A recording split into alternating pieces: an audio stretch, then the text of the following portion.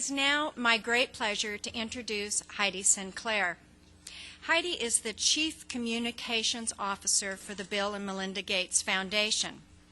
What that really means is that everything you read, you see, or you hear about the Gates Foundation is Heidi's responsibility. But she is well qualified for this awesome job.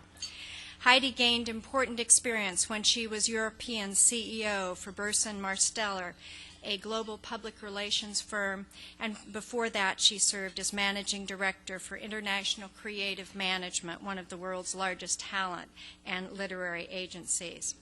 But we at Seattle 4 are especially glad that Heidi came back to Seattle.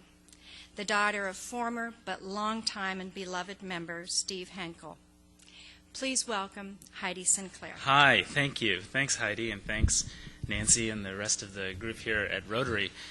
I've learned about Rotary largely through the work the Gates Foundation did with Rotary International on polio, and I was always amazed by the incredible performance of Rotary International in that project and that work. So I've been very excited to come to you today to talk a little bit about our agriculture work, but also to save some time at the end to ask for your help and your support in the work we're trying to do in hunger and agriculture. I always knew Rotary was incredibly productive as an international organization.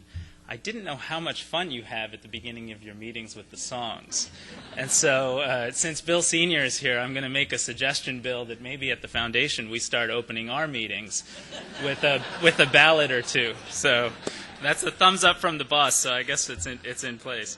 As you might know, the Gates Foundation has three major program areas. A program that works in the United States that focuses on education and secondary education, post-secondary education, scholarships, and a broader range of activities here in the Pacific Northwest. We have our largest program in global health, which is largely about helping poor communities and protect themselves and their children from infectious diseases and the tremendous inequities in human life and morbidity and mortality that result from inequities in access to medicines and vaccines in health and in public health. And our newest program, as Heidi mentioned, is in global development, which has also a range of activities that span helping people get access to financial services. I know many of you have worked with organizations with microcredit. Seattle is sort of a hotbed of activity for that line of work. And also agriculture, amongst some others. But today I'd like to focus on agriculture. Just spend a moment, and I know that Bill has spoken to you before about the Foundation's work, as have others like Helene Gale, but I'd just like to spend a moment to talk a little bit about the Foundation before getting into that. There are two core beliefs that Bill and Melinda and Bill Sr. and others have talked about as the guiding principles for the work we do at the Gates Foundation. And they're very simple and very straightforward, but also very profound. The first is that all lives, no matter where they're being led, have equal value. And the second is that to whom much is given, much is expected. And of course, there's much more depth to each of those. But I'll just say, as someone who has the opportunity to work there and to run one of the programs, that those principles really do define how we try to select the partners we work with, the grants we make, the investments we make, and ultimately how we define the success of what we're doing. Are we helping people lead healthy and productive lives? Are we measuring that, reporting back on our progress, and doing that at a cost-effectiveness ratio that seems like it could scale across larger populations? As I mentioned, our international work started in health, and the inequities in health are very profound and somewhat easy to understand because we all deal with life and death all the time. And in fact, if you're an infant born, I just had a baby, right? So if you're an infant born here in the United States, there's about a 6 in 1,000 chance that you die in your infancy. The number is 54 in 1,000 in Bangladesh and 154 in Angola. In fact, the developing country average is 16 times more likely to die in the first year of life in the developing world than you would be under proper medical care here in the United States. And of the 11 million children who die each year, just think about that number, 11 million children under the age of 5, more than 95% of those deaths occur in the developing world. So you can see how that profound inequity motivated our work in global health. But it's important to understand that, of course, that inequity is not limited to health alone. We started a few years ago looking at poverty more broadly, And in fact, nearly 1 billion people still live on less than $1 a day. And just to give you a sense of what that looks like, and I know many of you have worked in communities around the world and have a really core understanding of this, but no one's actually measuring income at $1 a day. That's generally a calorie measure, really saying, are people in these households getting enough basic calories on average per day to meet their basic energy needs? And it turns out that if you live in one of these communities where the average is $1 or $2 a day, you probably are getting enough calories on a daily basis, but there's usually a period during the year, there might be 2 months in a good year or 4 months in a bad year, that's called the hungry season. And many of you have visited villages and worked on Rotary water or polio programs during a hungry period, and you have a sense of just how destructive that is as people are selling their core assets, their livestock, any bit of valuables they own, in order to feed their children and make it through until the next harvest. So it's very profound. And when we started looking at poverty and looking at agriculture, the first and most important thing we realized was that the extent to which the world's poor depends on agriculture is staggering. 70% of the $1-a-day poor around the world live in rural areas and depend on agricultural production for food and income. And despite what we hear about urbanization and migration, that trend is going to continue over the next 30 to 50 years, where the preponderance of global extreme poverty will be agricultural dependent. In most of the countries we work, agriculture accounts for between 30 and 40% of GDP, total economic output, and more than 60% of total employment. And yet it only accounts for about 3 to 4% of public spending. And there are virtually no safety net systems in place for farmers. And as we'll talk about, the actual results of that are staggering.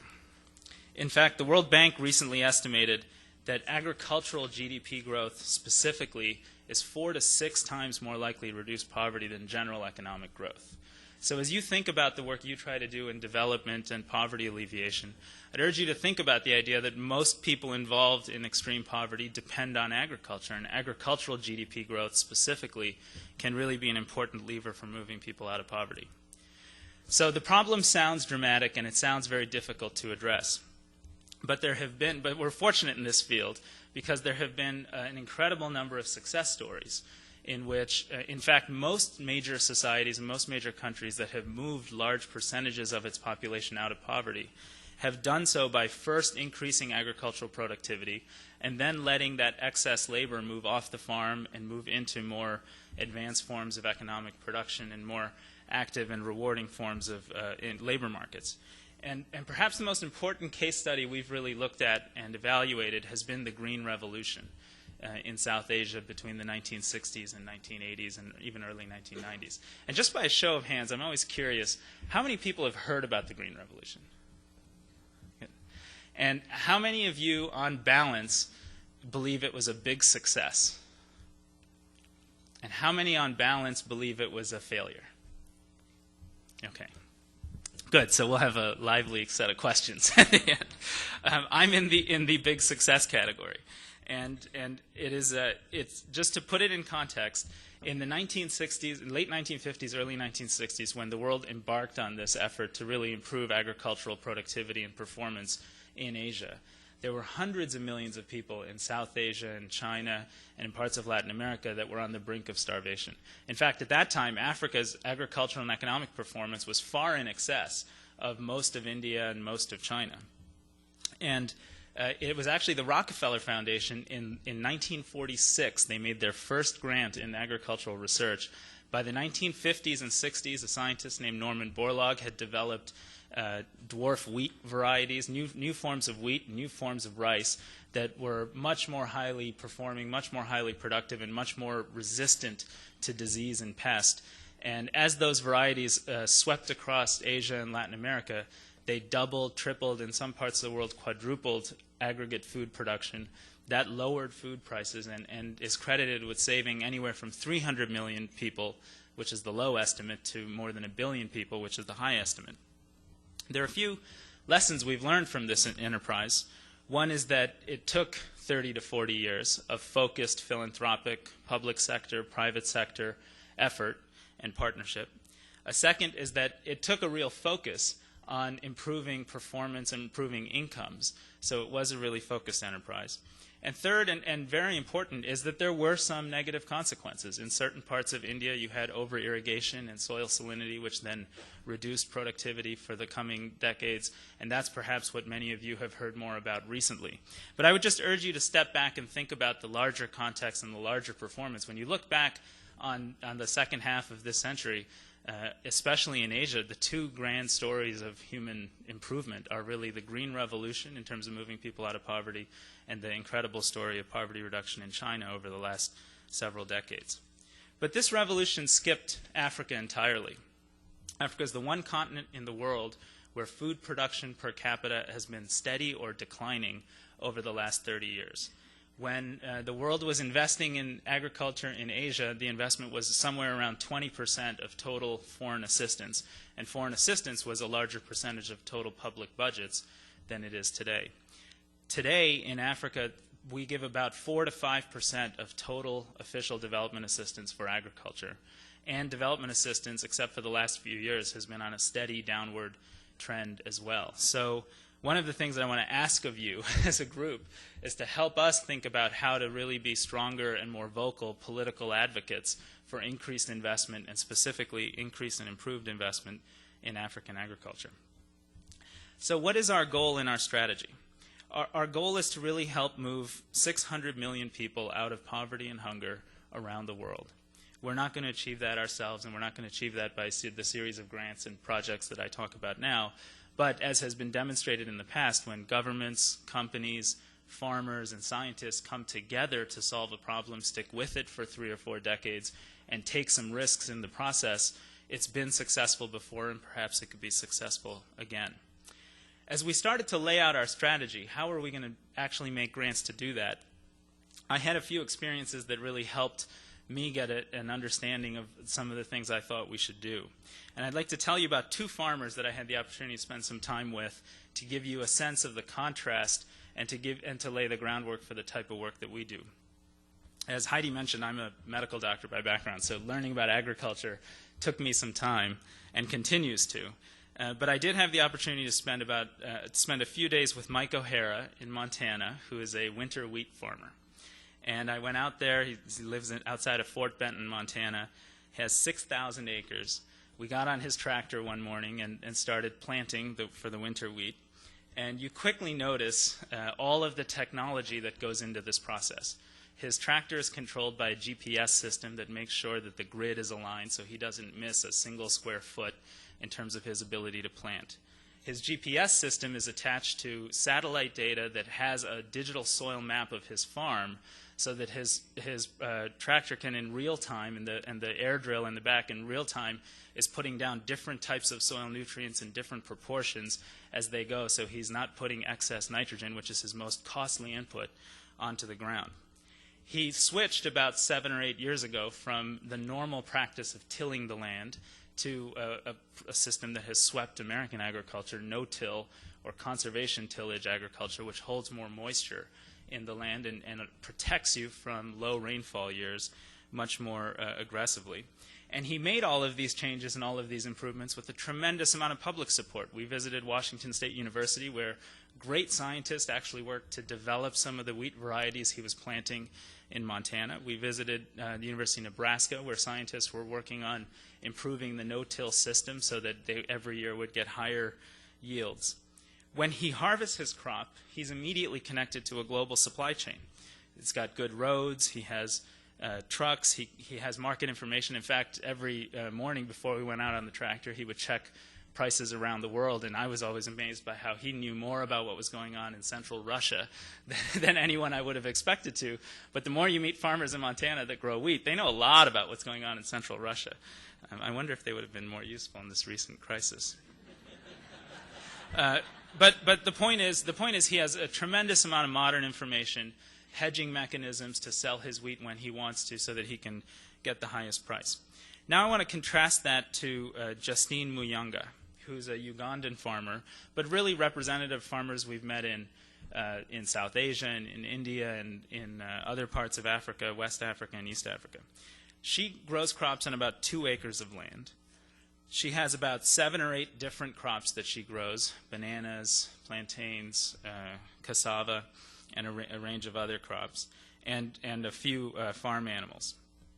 Most of the labor on her farm comes from her and her children. She has very limited access to inputs, so not being near the University of Nebraska or WSU, actually in her part of northern Uganda, the percentage adoption of improved crop varieties, that means a new crop that has been created over the last 40 years, is about 12%. So most of the farmers there are using the same varieties they've been using for hundreds of years that often produce very, very, very low yields.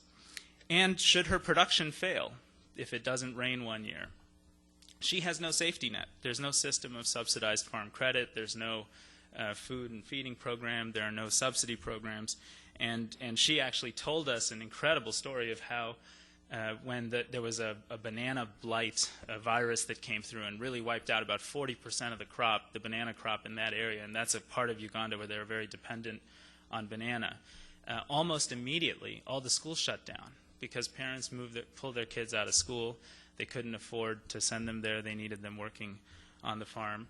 And they really had a hard time getting enough food on the table, and they had absolutely no contact with extension officers, university scientists, or anyone else who was going to come and solve the problem of the banana blight. In fact, one thing that we should all be appreciative of as Americans, given the song we sang, is that what ultimately solved that problem was a USAID program where they sent scientists from Cornell and other universities here to go develop banana varieties that were resistant to the virus and the blight that had reduced that yields in that area. But the point is, she's living on the brink, and anything that happens, her kids are out of school, and her ability to move her family out of poverty is dramatically reduced.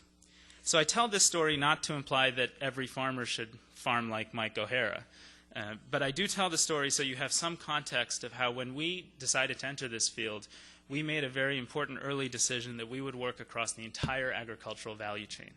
We wouldn't focus just on technologies, and we have a lot of faith in the ability of science and technology to be transformative. In fact, it's transformed agriculture in every part of the world, whether you're looking at the Middle Ages in Europe and the moldboard plow, or improved pioneer hybrid varieties in the 40s, 50s, and 60s here in the U.S. And there are just examples from all around the world. But we're not solely about technology. We do think you got to work on every part of that system in order to help farmers move out of poverty. So our program has, over the last 2.5 years, which is the length of time we've been in existence, made approximately $900 million of investments in 4 basic areas. The first is science and technology. And it is amazing to me the amount of available science that could be transformative to African agriculture or Indian agriculture or agriculture in other parts of the poor world where people are dependent on agricultural performance for their livelihood. To give you one example, there are crop varieties today under trial in California and Nebraska that protect you from drought in maize, drought-tolerant maize. So you get about 70 to 80% of the yield you would get even in a very bad rainfall year. That's a product that, because of its economics, will be made available in the United States and in Europe in a few years. And it'll be available in what we call type 2 yellow maize. It will not be made available in African white maize for decades, for a variety of reasons, primarily of which there's virtually no market incentive for the companies developing those products to develop those products in African white maize. So we work together with private sector companies, with international research institutes, and public sector scientists to put together a program where we would license for free the technology, test its performance in African white maize, and then let farmers choose whether or not to adopt those technologies. And if that one product is successful, it'll take 12 years for this to work. But if it's successful, it would be the AIDS vaccine of African agriculture. It would immediately change the economics a farmer goes through. And as if you know farmers, or if you are a farmer, you know that every farmer does the economics very quickly in their head around the risks of buying fertilizer, the risks of investing in irrigation. All of those risks go down dramatically if we get this one product out there. And by our internal modelings, you could reduce what we know today to be famine in Eastern Africa by about 40% with this one product. So there are lots of examples of great technologies like that in the United States, in China, in Africa, and we're investing heavily to develop those and introduce them and make them useful to small farmers like Justine Muyanga. A second part of our program works on farmer productivity.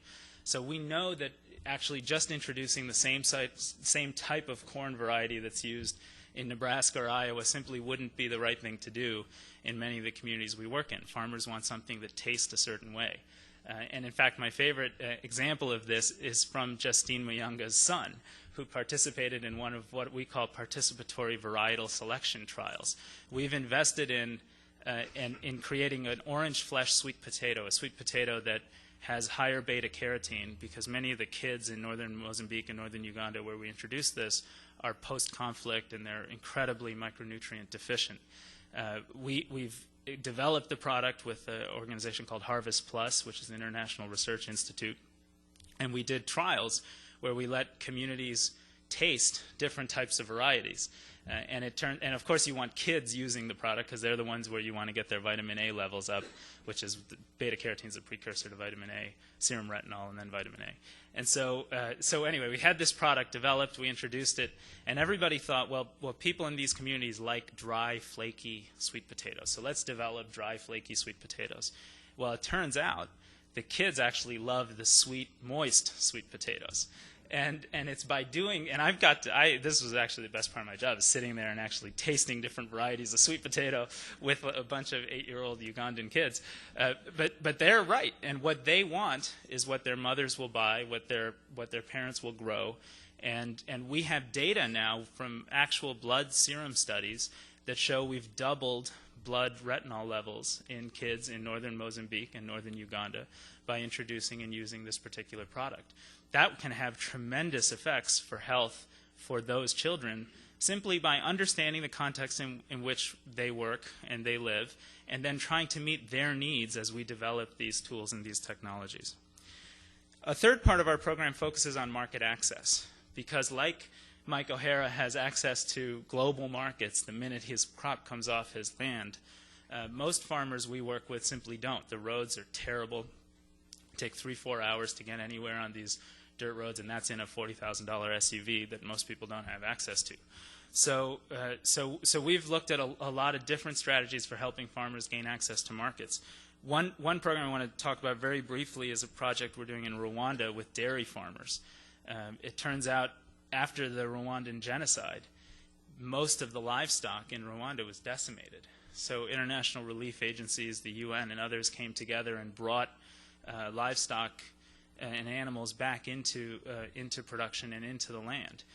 But of course, farmers didn't have anywhere to sell the milk. So the morning milking they would consume as a family. The afternoon milking would largely get wasted. They'd give it to neighbors, but it was largely wasted.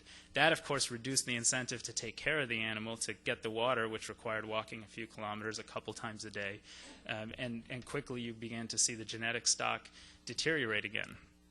So we invested in a program to reach 200,000 small farm households in East Africa. About 30,000 of them are going to be in Rwanda. And I had the opportunity to meet these farmers who've now come together, invested in local chilling plants, and are now selling chilled milk into formal dairy markets.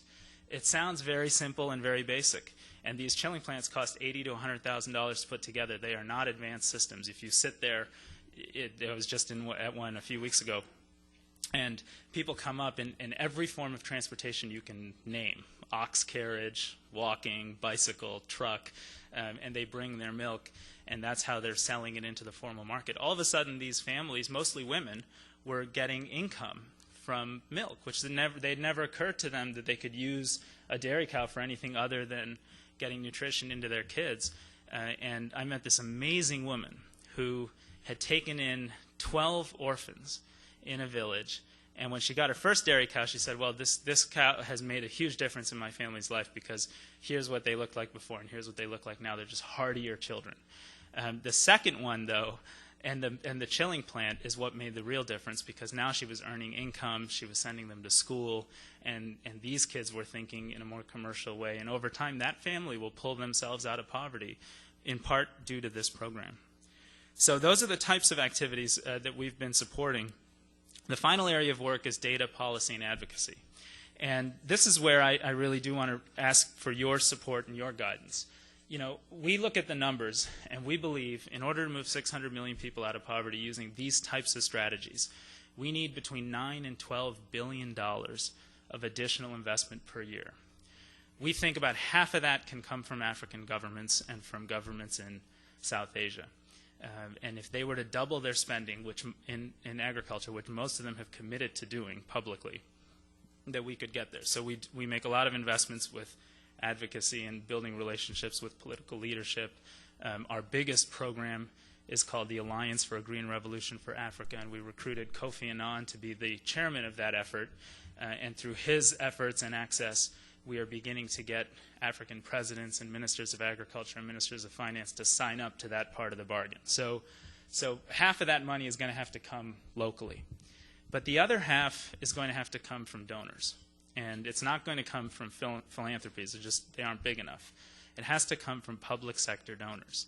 And the United States government used to absolutely lead the way. In 1968, the single biggest line item in the USAID budget was fertilizer support for India. Today, it doesn't even exist. We barely do any agriculture. The entire U.S. government does somewhere around $500 to $600 million a year of agricultural development support, which is tiny compared to what the capacity of the United States is in terms of solving these types of problems.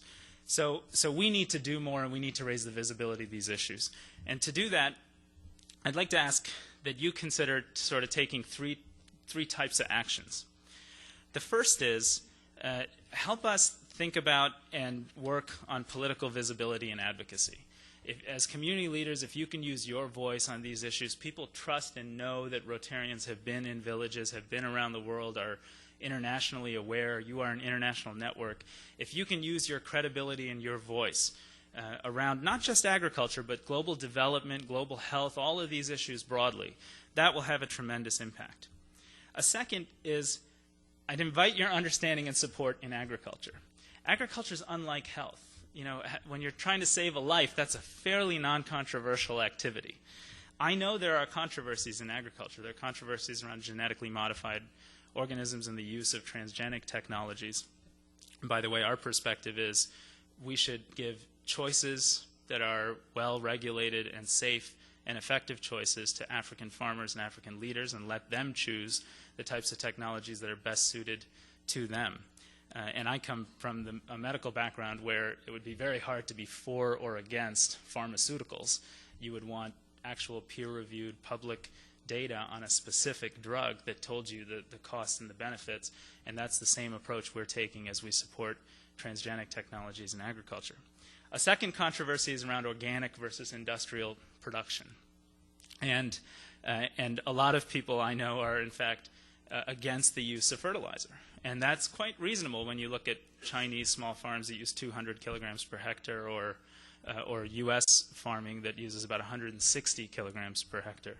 In Africa, the average is about 8 kilograms per hectare, and for farmers who are subsistence farmers, they use no fertilizer at all, which means every year they're mining their own soil nutrients and then tearing down new forest land in order to get fertile land for a couple of growing seasons before they have to go find new land. So we again believe that if we keep our eye fixed on what the goal is, which is reducing poverty and hunger, if we measure our households doing better, our incomes going up, our kids in school, and use that as our North Star, that helps us sort of deal with some of these controversies and answer some of these more controversial questions. But again, I'd ask if you hear at dinner parties or in other communities talk of GMOs or organic versus industrial agriculture, please get into the mix for us and help people think about what's the actual goal in which part of the world, and let that be the guidelines for the types of things we do and adopt. And then finally, lend us your expertise and your partnership.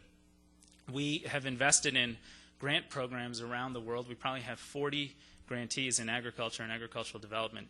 Each of them needs support with financial management, human resource management, executive leadership. So if you have or if you know outstanding individuals who want to do a year in Nairobi working with AGRA to develop a monitoring system or a financial management system. We welcome those types of human resources into our programs and projects and have found it very useful, where people bring specific, usually business-oriented skills and a real capacity and willingness to learn. So I'll just conclude with a comment, since Heidi did mention the baby girl, Amna, and she's been really small. She's been 4.5 pounds, between 4.5 and 5 pounds. So we've been rushing her back and forth to Swedish to get her weight every day and tracking her number on a digital scale. And I remember, as I think of that a few years ago I had the opportunity to visit with Bill and Melinda Bangladesh. And we visited a diarrheal disease hospital where they had a nutrition and hunger ward. And they had kids in that hospital, you all have seen this, I'm sure, in different parts of the world, that were 3 pounds, 4 pounds, 5 pounds, and those kids were 9 months old, 12 months old. You know, they kept their eyes barely open, they didn't move much, and all of that is the kind of extreme poverty that we think we can address, and we think if we work together we can actually solve. So I just want to leave you with that thought, and the thought that these are complex and these are dramatic problems, but they are solvable. We're finding solutions all around the world. We're working through partners, again, all around the world. And what we found is where you're able to guide people towards the solution and where you're able to provide resources to unlock their own creativity and potential, we can be tremendously successful. So thank you, and I hope we have some time for questions.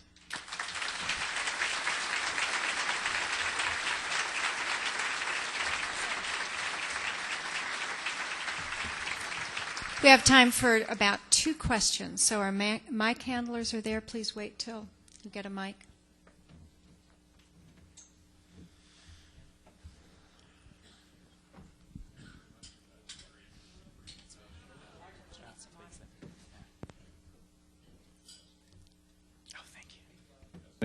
All right, that's better.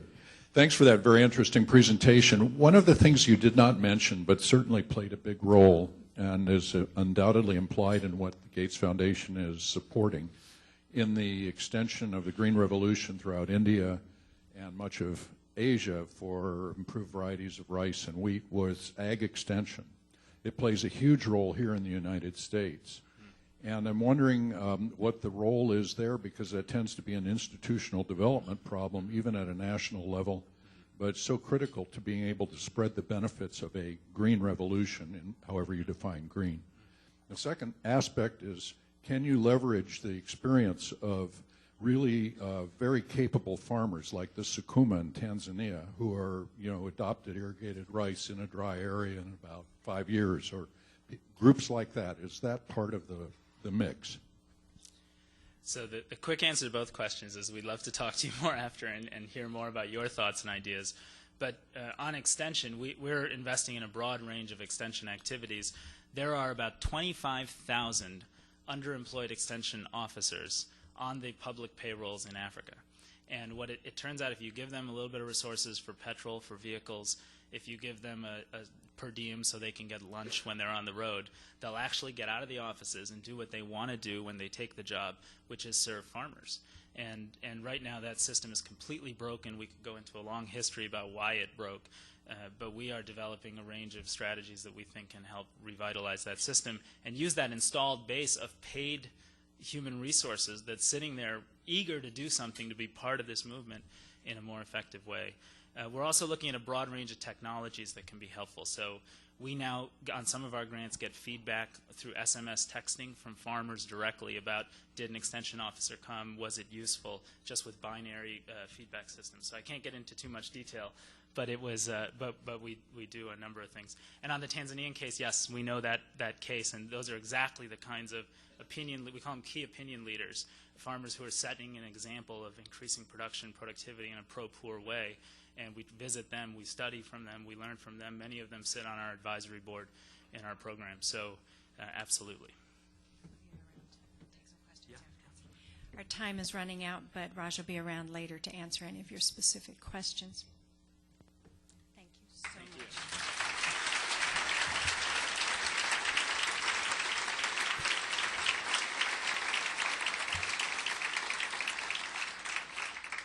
Special thanks to all of our program participants today.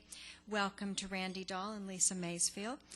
And District Governor Jesse Tam, we're looking forward to your return visit in February. Heidi, please remember that Wednesday noons, you're always welcome. We'd love to have you join us. And Raj, we hope you get lots of sleep. You have important work to do, and you need to be well rested, and count on us to be a partner in all that you're doing. Next week, September 10th, we are at the Convention Center. Our short program will be given by Don Kraft, who will be celebrating 60 years in Rotary. Now, if you don't think that's a big enough accomplishment, it's 60 years of perfect attendance.